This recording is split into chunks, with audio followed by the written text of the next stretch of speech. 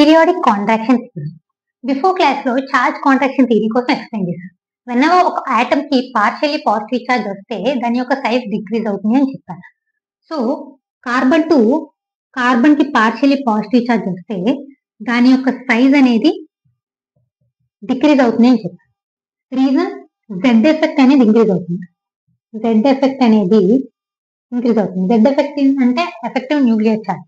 So whenever carbon to carbon కి partially positive charge వస్తే దాని యొక్క ఎలక్ట్రాన్స్ అనేవి లాస్ ఆఫ్ ఎలక్ట్రాన్స్ అనేది జరిగి కార్బన్ కి పార్షియల్లీ పాజిటివ్ చార్జ్ వస్తుంది. సో లాస్ ఆఫ్ ఎలక్ట్రాన్స్ ఎప్పుడైతే వచ్చిందో దాని యొక్క ఎఫెక్టివ్ న్యూక్లియర్ చార్జ్ అనేది పెరిగి ఎలక్ట్రాన్స్ ని అట్రాక్ట్ చేసుకుని దాని యొక్క సైజ్ అనేది డిక్రీజ్ చేస్తుంది. వేరాస్ ఇది చార్జ్ కాంట్రాక్షన్ థియరీలో. వేరాస్ పీరియాడిక్ కాంట్రాక్షన్ థియరీలో boron to carbon, nitrogen, oxygen, fluorine ఇలా వెళ్తున్నప్పుడు సైజ్ అనేది డిక్రీజ్ అవుతుంది. బట్ వీటి మీద ఎటువంటి ఛార్జ్ అనేది ఉండదు. సో ఈవెన్ తో వీటి మీద ఎటువంటి ఛార్జ్ లేకపోయినా సైజ్ అనేది డిక్రీజ్ అవుతుంది. రీజన్ ఏంటంటే ఈ కేసులో కూడా బోరాన్ టు కార్బన్ వెళ్ళినప్పుడు ప్రోటాన్ అనేది ఇంక్రీజ్ అవుతుంది. నెంబర్ ఆఫ్ ప్రోటాన్స్ అనేవి ఇంక్రీజ్ అవుతుంది. సో ప్రోటాన్స్ అనేవి ఎప్పుడైతే ఇంక్రీజ్ అవుతాయో న్యూక్లియస్ యొక్క ఛార్జ్ అనేది ఇంక్రీజ్ అవుతుంది. న్యూక్లియస్ ఛార్జ్ ఇంక్రీజ్ అయితే ఎలక్ట్రాన్స్ అటాక్ చేసుకునే కెపాసిటీ అనేది ఇంక్రీజ్ అయ్యి బోరాన్ టు కార్బన్ కి వెళ్ళినప్పుడు సైజ్ అనేది డిక్రీజ్ అవుతుంది. సో ఈ కండిషన్ లో కూడా జెడ్ ఎఫెక్ట్ అనేది ఇంక్రీజ్ అవడం వల్ల, అంటే ఎఫెక్టివ్ న్యూక్లియర్ ఛార్జ్ ఇంక్రీజ్ అవడం వల్ల ఈ కండిషన్ లో కానీ సైజ్ అనేది డిక్రీజ్ అవుతుంది. ఈ కండిషన్ లో ఎటువంటి ఛార్జ్ లేకపోయినా కూడా దీని యొక్క సైజ్ డిక్రీజ్ అవుతుంది. రీజన్ నెంబర్ ఆఫ్ ప్రోటాన్స్ అనేవి ఇంక్రీజ్ అవుతాయి. ఈ కండిషన్ లో నెంబర్ ఆఫ్ ప్రోటాన్స్ ఇంక్రీజ్ అవ్వట్లేదు. లాస్ ఆఫ్ ఎలక్ట్రాన్స్ జరగడం వల్ల ఎఫెక్టివ్ న్యూక్లియర్ ఛార్జ్ అనేది ఇంక్రీజ్ అయ్యి దీని యొక్క ఈ కండిషన్ లో ఎలక్ట్రాన్స్ ని అటాక్ చేసుకుంటుంది. సో ఈ కండిషన్ కి వచ్చేసరికి బ్యాలెన్స్ షెల్ ఏదైతే ఉందో ఇది ఎక్స్పాండ్ అవుతుంది. బట్ ఈ కండిషన్ లో కాంట్రాక్ట్ అవుతుంది. బిఫోర్ క్లాస్ లో నేను చెప్పాను ఫాస్ఫరస్ లో 3s కి 3d కి ఏదైతే డిస్టెన్స్ ఉందో ఆ ఎనర్జీ గ్యాప్ అనేది చాలా ఎక్కువగా ఉంటుంది. బట్ ఎప్పుడైతే పార్షియల్లీ పాజిటివ్ ఛార్జ్ వస్తే 3s 3d even though nucleus powerful అయ్యి 3s ని ఎక్కువగా అట్రాక్ట్ చేసిన కాంట్రాక్ట్ తక్కువ అవుద్ది. రీజన్ ఏంటంటే ఇక్కడ n-1 అంటే ఒక పెనల్టిమేట్ షెల్ ఫుల్ గా ఫిల్ అయిన ఒక షెల్ ఉండడం వల్ల దీన్ని రిపెల్ చేస్తుంది. రిపెల్ చేసి దీన్ని తక్కువగా కాంటాక్ట్ అయ్యేలా చేస్తుంది.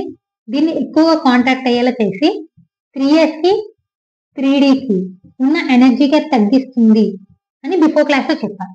వేరే ఈ కేసులో 2s 2p యొక్క ఎనర్జీ గ్యాప్ కి 1s అని ఉంది, పెనల్టిమేట్ షెల్ ఉంది. ఈవెన్ దో ఈ రెండాటి యొక్క వ్యాలెన్స్ షెల్ అనేది ఎక్స్పాండ్ అవుతుంది. రీజన్ ఏంటంటే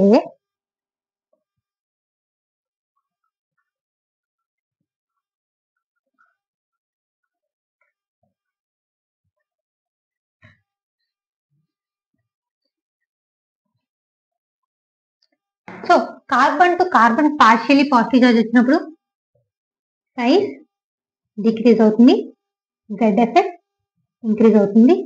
సిమిలర్లీ కార్బన్ టు నైట్రోజన్ వచ్చినప్పుడు సైజ్ డిక్రీజ్ అవుతుంది, జెడ్ ఎఫెక్ట్ ఇంక్రీజ్ అవుతుంది.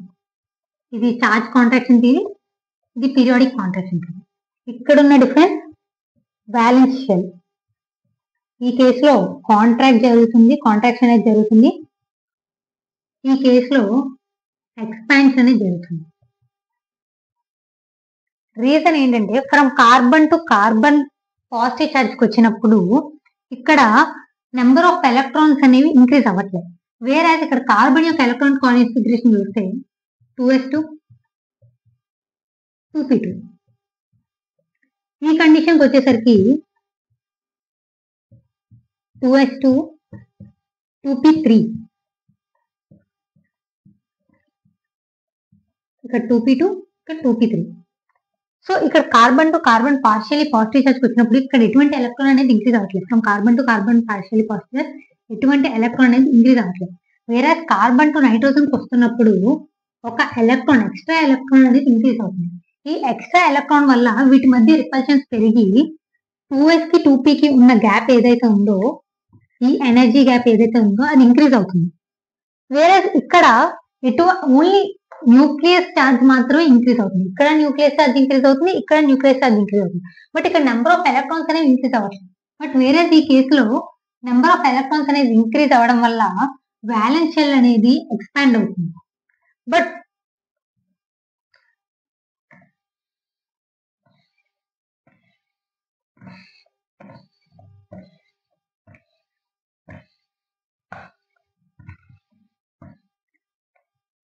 ఇదే condition boron, carbon, nitrogen, oxygen, fluorine లో చూస్తే సైజ్ అనేది ఎక్కువగా ఉండడం వల్ల 2p 2s ఈ రెండాటి మధ్య ఎనర్జీ గ్యాప్ ఏదైతే ఉందో అది చాలా తక్కువగా ఉంటుంది.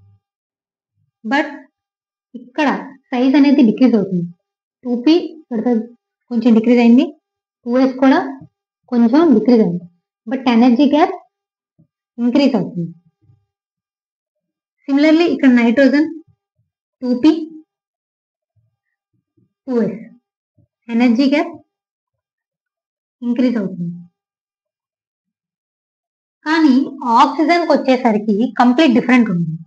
రీజన్ ఏంటంటే ఇక్కడ వరకు 2pలో నైట్రోజన్ వరకు 2pలో హాఫ్ ఫిల్డ్ ఎలక్ట్రాన్స్ మాత్రమే ఉంటాయి. బట్ ఆక్సిజన్ కేసుకి వచ్చేసరికి ఒక ఎక్స్ట్రా ఒక ఫుల్లీ ఫిల్డ్ ఎలక్ట్రాన్ అనేది ఉంటుంది, పెయిడ్ ఎలక్ట్రాన్ అనేది ఉంటుంది 2p ఆర్బిటల్. సో దీనివల్ల 2pకి 2sకి రిపల్షన్ అనేది చాలా ఎక్కువగా ఇంక్రీజ్ అవుతుంది. సో 2p అనేది చాలా తక్కువగా కాంటాక్ట్ అవుతుంది. 2p అనేది చాలా తక్కువగా కాంటాక్ట్ అవుతుంది. బట్ 2s మాత్రం చాలా ఎక్కువగా కాంటాక్ట్ అయ్యి ఈ టెన్నాటిల్తో కంపేర్ చేస్తే దీని యొక్క ఎనర్జీ గ్యాప్ అనేది చాలా డిఫరెన్స్ తో ఇంక్రీజ్ అవుతుంది. అంటే ఈ రెండాటికి కొంచెం మెయింటైన్ చేస్తే, అంటే దీనికి కంపేర్ చేస్తే కొంచెం ఎనర్జీ గ్యాప్ డిఫరెన్స్ ఉంటే, కానీ నైట్రోజన్ నుంచి ఆక్సిజన్కి వచ్చేసరికి ఎనర్జీ గ్యాప్ అనేది చాలా వేరీ చేస్తే ఇంక్రీజ్ అవుతుంది, చాలా ఎక్కువ డిఫరెన్స్ తో ఇంక్రీజ్ అయి ఉంటుంది. సిమిలర్లీ ఫ్లోరిన్కి వచ్చేసరికి ఎనర్జీ గ్యాప్ అనేది ఇంక్రీజ్ అయి ఉంటుంది.